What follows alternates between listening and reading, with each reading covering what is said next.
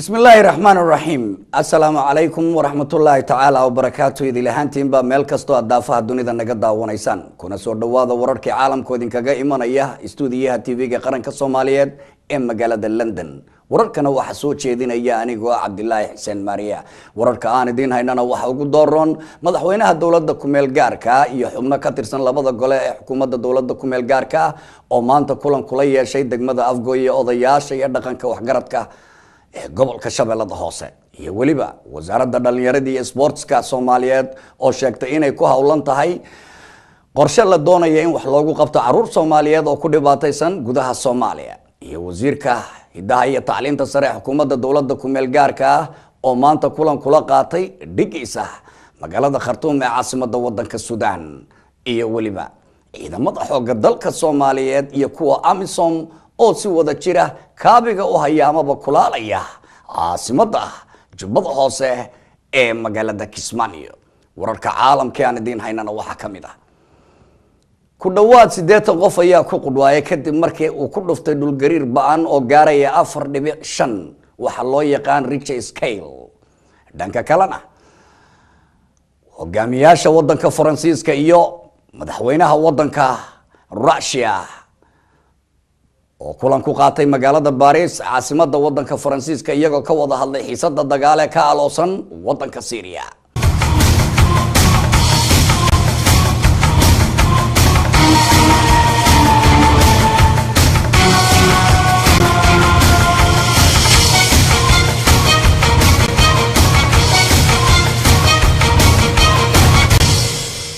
madaxweynaha dawladda ku meel gaarka mudane Sheekh Shariif Sheekh Ahmed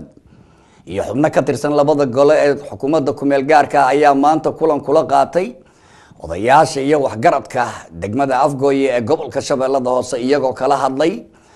sida ay uga qayb qaadan lahaayeen dadaalka nabadeed ee la doonayo in lagu soo dabaalo idilihaan cirif ilaa iyo cirif dalka Soomaaliya Liibaan Cali Nuur wariyahayaga magaalada Muqdisho ayaa umurtan qaada dhigaya munaasabadan oo ahayd mid aad u ballaaran isla markaana uu ka qayb galay madaxweynaha dawladda ku meel gaarka Soomaaliya mudane Shariif Sheekh Ahmed iyo mas'uuliyiin kale oo ka mid yahay wasiirka arrimaha gudaha iyo amniga qaranka iyo taliyayaasha ciidamada qalabka sida ee Soomaaliya oo dhamaantood ku sugnaa degmada Afgooye ee gobolka Shabeellaha Hoose odayaal waxgarad marti sharaf fanaaniin iyo qaybaha kala duwan ee bulshada ku nool degmada Afgooye ayaa ujeedkeedu waxa uu ahaa sidii dawladda Soomaaliya iyo shacbiga gobolka Shabeellaha Hoose ay isaga kaashan lahaayeen sugidda ammaanka gobolkaasi iyo ka qayb qaadashada xoreynta gobolada kale ee ku harsan gacanta maleeshiyada kooxda Al-Shabaab madaxweynaha dawladda ku meel gaarka Soomaaliya mudane Sheekh Shariif Sheekh Ahmed oo la hadlayay odayaashii waxgaradka ka soo qayb galay kulanka ayaa sheegay inay dawladdu ku howlan tahay wanaajinta ama dib u habeynta dhismaha maamulka guud ee gobolkaasi iyo sidii dadku ay u yeelan lahaayeen maamul ay ku midaysan yihiin isla markaana raali ay ka yihiin isagoo uga mahadceliyay dadka ku nool degmada Afgooye iyo gobolka Shabeellaha Hoose sida ay u soo dhaweeyeen ciidanka qalabka sida shalay markaan nimid ilaa xalayna waxaan ku jirnay xog warsi bal inaan ogaano maxaa ka dhacay maxaa khaldan maxaa hagaagsan insha Allah warinkana waa idin dhageysan doonaa qayb-qaybaan idin dhageysan doonaa intaas haddii aan ka gudbo dawladnimadu waa dhaxal aan marna laga tanaasuli karin dhaxal Soomaalida marna laga tanaasuli karin la'aanteedna nabad lama heli karo horumar lama heli karo waxbarasho lama heli karo wax suuragelaya ma jiraan inaan gacmaheena isugu geyno marka dawladnimada waa laga maarmaan dawladnimadana waxay ka bilaabanaysaa dadka iyo dawladda wada shaqeeya Al-Shabaab iyo Al-Qaacida dadka iyo dawladda hadday wada shaqeeyaan ma noolaan karaan waxaan rabnaa marka dawladdu inay noqoto dawlad adinka aad leedihiin oo taladeeda aad leedihiin oo maamulka laga dhisaayo gobolka iyo maamulka laga dhisaayo degmooyinka iyo maamulka tuulooyinka laga dhisaayo adinka soo dooratiin inay naqdaan dad adinka kalsooni asiisaan aad taqaaniin idinku hogaaminaya nabadda iyo horumarka aad rabtiin idinku hogaaminaya inay naqdaan dhanka kale ra'iisul wasaare ku-xigeenka xukuumadda ku meel gaarka ee Soomaaliya oo ka hadlayay munaasabadaasi ayaa sheegay in ay si weyn u soo dhaweynayaan odayaasha iyo waxgaradka reer Afgooye taageerada ay u muujiyeen ciidanka xoogga dalka Soomaaliyeed oo qorshahoodu yahay in dalka ay ka sifeeyaan kooxda Al-Shabaab. shacabka degmada Afgooye runtii waxaa fursad u ah ama sharaf weyn u ah madaxweynihii qaranka oo aad ogtihiin maanta howlaha horyaala iyo waqtiga kala guurka ay ku jirto dowladda qaranka Soomaaliyeed inuu go'aansaday inuu ahmiyadda koowaad siiyo degmada Afgooye leanna waa la socotaan degmada Afgooye oo ah meesha laga galo albaabka gobolka Shabeellada Hoose 20 sano waxay soo martay gaar ahaan ayna degmada ama gobolka dhibaatooyin aad u fara badan oo kala duwan dhibaatooyinkaas oo dadkeeda oo dad beeraley ah dad degan dad maaragtay nabadda jecel dad wax soo saar ah laakiin dib badan la kala kulmay oo noocyo fara badan oo hadda ugu dambeeyay laga xoreeyay maanta madaxweynaha waxa uu maadaama maalintii dhaweyd ay kala qayb galay xafladii magaalada lagu xoreeyay laakiin hadda waxa uu yimid shacbiga reer Afgooye inuu hubsado inay maaragtay wax dhibaato aysan qabin in ciidamada nabadgelyada iyo deegaanka maaragtay la habeeyo maamulka deegaanka uu qayb ka ogaado inuu qof iyo gaargaar iyo qayb walba bulshadeeda ula kulmo si uu dhibaatadeeda ugu waafiyo. odayaashii waxgaradka qaarkood oo ka hadlay munaasabada ayaa soo dhaweeyay kulanka maanta ay la qaateen madaxweynaha iyadoo gabagabadii halkaasina ay dadku si weyn ula dhaceen kulankii ay kala qayb galeen madaxda sare ee dalka ee ku sugan degmada Afgooye ee gobolka Shabeellaha Hoose. Liban Cali Nuur, telefishinka qaranka Soomaaliya, Muqdisho. dhanka kalena wasiirka umuraha gudaha iyo ammaanka qaranka oo asaguna ku sugan degmada Afgooye ayaa sheegay in ay wasaaradda arrimaha gudaha iyo amniga qaranku ku howlan tahay sidii idil ahaan nabad loogu soo dabaali lahaa ama nabad loogu sameyn lahaa gabi cirif ilaa iyo cirif ama gees ilaa iyo gees wadanka Soomaaliya. waxaa maantayto farxad weyn noo ah ayadoo madaxweynaha dhex fadhiyo inaan maxaa degmada Afgooye ayadoo qof ka maqan laakiin aan sugu nimaano oo aan si calool xaaran u wada hadalno waxay tahay farxad weyn oo Ilaahay subhanahu wa ta'ala looga mahad celiyo. waxaan kale oo rabaa inaan idin sheego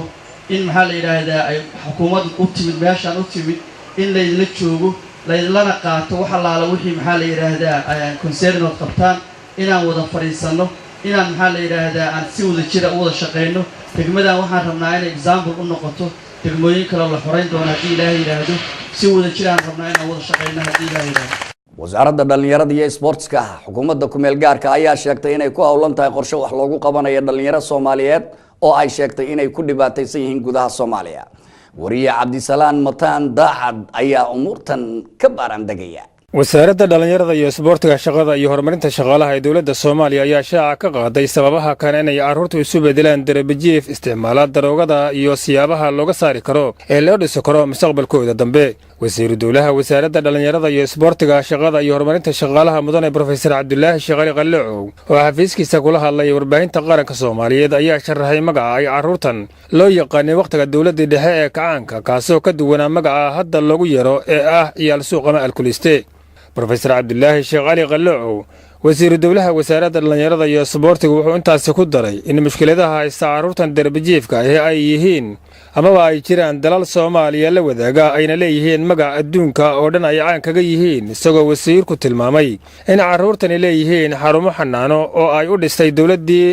dhexe kacaanka ee burburtay kuwaasoo ku yaalay gobolka Shabeellada Hoose iyo Muqdisho isagoo wasiirku dadweynaha Soomaaliyeed ganacsatada iyo dadka qurba joogta ah ee Soomaaliyeed baa ku booriyay inaan dawladda Soomaaliya oo kaliya mas'uuliyadda carruurtaasi la saarin hase yeeshee loo baahan yahay inay si guud ugu guntadaan qurba joogta Soomaaliyeed dadka Soomaaliyeed ee ku nool dalka iyo ganacsatada oo loo baahan yahay inay si isku mid ugu soo wada jeestaan. carruurta noocaas dawlad kaliya laguma eegto adduunka waxaad arkaysaa waxaa jira hay'ado badan oo kaalmeeya carruurta waxaa jira dadkoodana waa kaalmeeya carruurtan waa agoomo waa arun aan meel ay aadaan lahayn dawladda kaliya ma waxaa loo baahan yahay shacbiga Soomaaliyeed inuu ka qayb qaato sidii carruurtaas dib loogu soo celin lahayd waqtigaan marayno dhaqaalaha dawladda haysan walba waa garan karaa gaar ahaan waxaan u soo jeedin lahaa baaq jaaliyadaha dibadda jooga waxay carruurtan u baahan yihiin wax sidaa u weyn xataa ma aha sida hadda ay u kaalmeeyeen dadka abaaruhu ay ku dhaceen dadka dhibaatooyinka ay ku dhaceen ayay ka mid yihiin marka waxaan anigu abiil u jeedin lahaa jaaliyadaha dibadda jooga dadka Soomaaliyeed wasaaraddu diyaar bay la tahay awooddeeda intaa inay ka qayb qaadato qorshaheenu waa noogu jiraan hadday naga ogolaadaan waxaan u furi karnaa xisaabo u gaara ay u sameeyaan xataa dad ilaashada badanaa waxaa la yidhaha dowladda hantida loo dhiibo xoogaa si meelo kale maraan si aanay u dhicin waxaanu soo jeedin lahayn in ay ka qayb qaataan guddiyo loo sameeyo ganacsatada Soomaaliyeed xoolaha leh inay nagala qayb galaan marka maadaama problemka waddanku uu badan yahay inay dhinacooda ka qaataan ayaanu soo jeedin lahayn inay nagala qayb qaataan wasiirku waxaa kaloo uu tilmaamay in ay dejiyeen qorshe ballaaran oo loogu talagalay carruurta Soomaaliyeed in wax loogu bedelo xaaladda haatan ay ku jiraan kuwaasoo ku daadaraysan waddooyinka magaalada Muqdisho inkastoo ay jiraan buu yiri wasiiru dawluhu caqabado dhinaca dhaqaalaha ah waa waxay dadka oo dhan dareemayaan ninkii mas'uul ah uu dareemi karo carruurtan waxaa la yiraahdaa afka qalaad lagu leeyahay street children carruurta waddooyinka ama carruurta dayacan ayaa la yiraahdaa oo aanan haysanin baahida asaasiga ah sida caafimaadka waxbarashada nolosha caadiga aan haysanin khatarna ugu jira amaba galayba inay isticmaalaan waxa kan la yiraahdo drugska ama xashiishada waxay la kulmaan maxaa la yiraahdaa cudurrada la isqaadsiiyo dadkaasaa la yiraahdaa street children carruurta dayacana la yiraahdaa badanaana waxaad arkaysaa inay dayacnimadoodana waxaad ku arkaysaa in ay waddooyinka joogaan meelaha qashinka ay joogaan koolle ay cabaan dadkuna aysan u naxariisan runtii dadku uma naxariistaan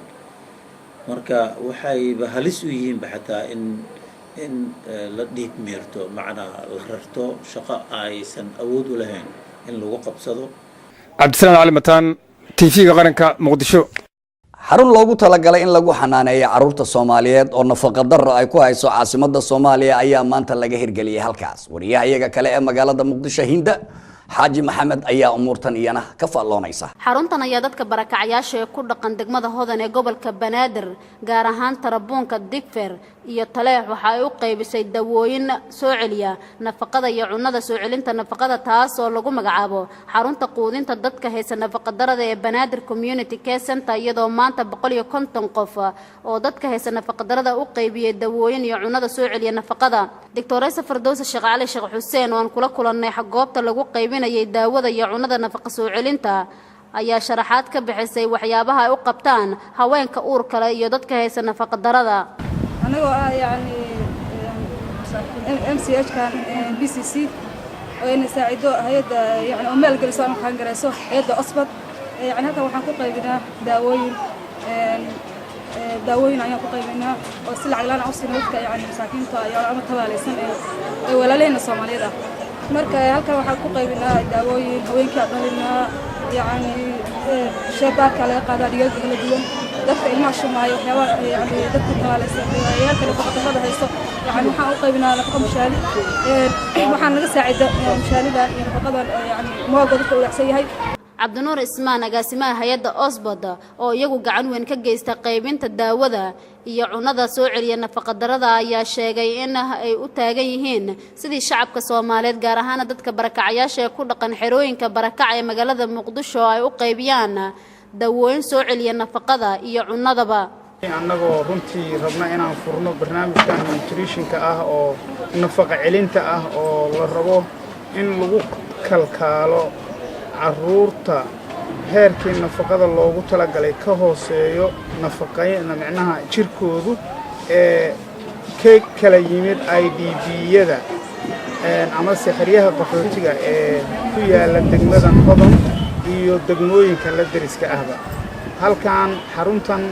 oo la yiraahdo Branded Community Care oo sponsor garayso Osbad ayna support garayso Muslim Aid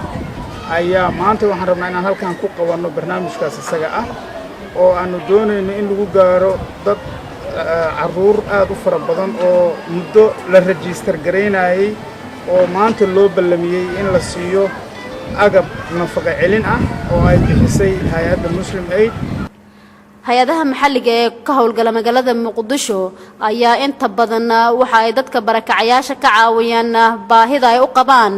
waxyaabaha asaasiga u ah nolosha inkastoo laga soo gudbay abaarihii kol hore ku dhuftay gobolada dalka Soomaaliya oo saameeyay nolosha dadka Soomaaliyeed oo keentay in ay magaalada muqdisho noqoto hooy u soo barakacaan dadka ku dhaqan gobolada dalka Soomaaliya haddana waxaa jira dadka qaarkii oo la ildaran nafaqo darida.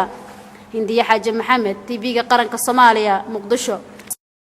magaalada Galkacyana maanta waxa lagu qabtay munaasabad ballaaran oo lagu dalacsiinaya askar ka tirsan bilayska Soomaaliyeed oo ay ka qayb galeen saraakiil ka tirsan ciidanka bilayska qaranka Soomaaliyeed iyo maamulka Galmudug wariyahayaga magaalada Galkacyo ee Galmudug Cabdirasaaq Maxamed Axmed ayaa umurtan ka faaloonaya kadib munaasabad ballaaran oo maanta lagu qabtay xarunta taliska qaybta booliiska maamulka Galmudug ee magaalada Galkacyo ayna ka soo qayb galeen madax ka tirsan maamulka Galmudug oo ay kamid ahaayeen madaxweyne ku-xigeenka Galmudug ahna siyahayaha hilka madaxweynaha mudane Cabdisamed Nuur Guuleed wasiirka dib u heshiisiinta iyo arrimaha dastuurka mudane Xasan Faarax Barre wasiir ku-xigeenka arrimaha gudaha iyo amniga Galmudug Axmed Maxamuud Xasan Baasto gudoomiyaha gobolka Mudug ee maamulka Galmudug Maxamuud Guuleed maayarka degmada Galkacyo ee Galmudug Dictoraysa Seenab Ismaan Xasan Ali Aato mas'uuliyiin kale iyo saraakiil ka tirsan ciidamada booliiska Galmudug ayaa lagu dalacsiyay in ka badan 40 askari oo isugu jiray saraakiil xigeen iyo dabley kuwaasi oo kamid ah ciidamada booliiska Soomaaliyeed ee ka howlgala deegaanada Galmudug munaasabadan ayaa waxa ugu horeyn ka hadlay taliyaha guud ee ciidamada booliiska Galmudug Colonel Abdi Jaamac Abdullah Xabeeb oo isagu faahfaahin ka bixiyay dalacsiintan askarta ka tirsan ciidamada booliiska Soomaaliyeed ee ku sugan Galmudug ciidankii booliiska federaalka Soomaaliyeed ee Galmudug darajo ay qaateen ayaa lagu maamuusayay xafladda lagu maamuusayay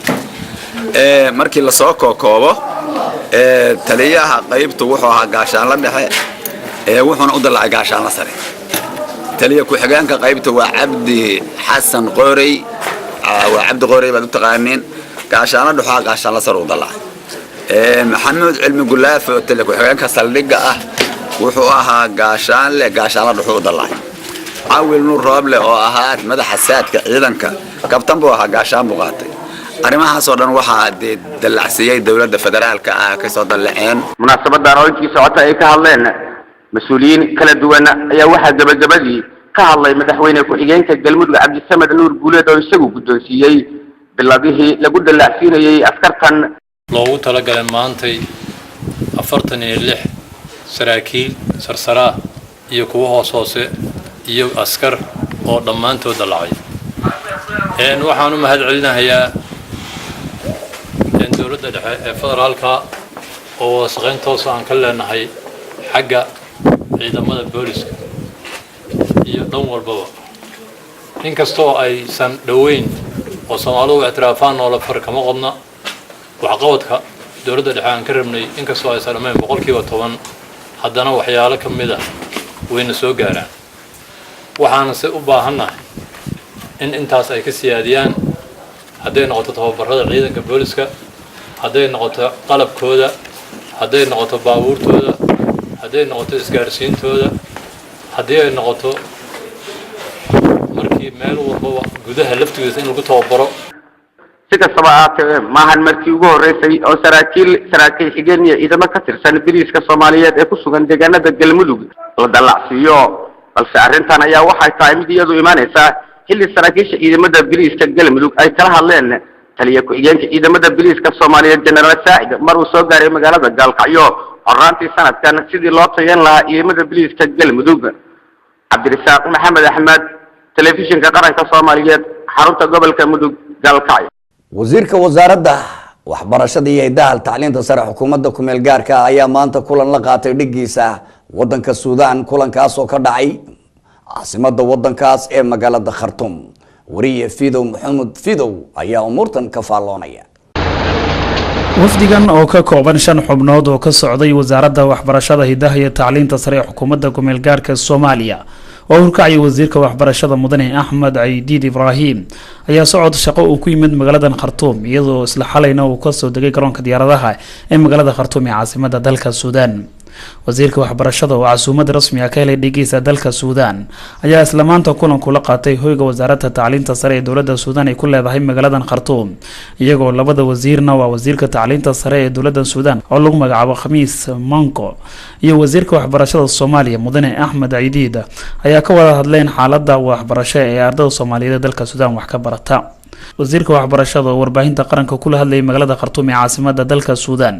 ayaa sheegay sidoo kale inay wasiirka ka wada hadleen sidii deeqii waxbarasho ee dowladda Suudaan ay sii jirtay dalka Soomaaliya ay sanadkan u sii kordhi lahayd waxaanu yiri waxaan kala hadlaynaa kamid ahayd horta deeq awal baan noo ogolayn wadanka kaliya mar walba deeqdan siin jiray buu ahaa annaga un baa xaggeena ka gaabinaynay oo hadda la socotaan sanadkii hore 160 bay aqbaleen inta u geynina ilaa 200 waa ahayd ku dhawaad 160 oo macna ay u fiirnay shuruudahooda dabcan waxoodii 160 annaga waxaan keensanay kaliya ardaydeena wixii rabay ilaa 80 meelahaas ayaa ka faa'iideystay laakiin wixii kale maanan tagin annaga meesha shirkana sheegin inaan anagu la imaan weyno because adoo wax lagu diyaariyaa dad keensan weyso waxa laga sheegay shirka laakiin waxaan u sheegnay macnaha in anagu soo gudbin doono ardayda wixii jaamacad diyaar u ah inay soo galaan macnaha kaminac daraasiya ayagoo dabcan ay shuruudahoodii waxooda ay ka fiirin doonaan oo noona aqbali doonaan marka qorshe waa ku jiray in aan wax ka faa'iideysano deeqahaas inayna siiyaan waxbarashada waliba waxaa kaleeto meesha isla keenay oo kamid ahaa waxaa jira wadanka Suudaan macaahid kale oo badan oo waxaa jira taqniin ah qaarkood ama diblomaha lagu bixiyo ama dibloma caali ah lagu bixiyo ilaa 3 sano oo 2 sano kuwa lagu dhigtaa jira kuwa laftooda waxaan niri waa in loogu daro xagga deeqda waxbarashada aysan noqon kaliya kulligeen in la yiraahdo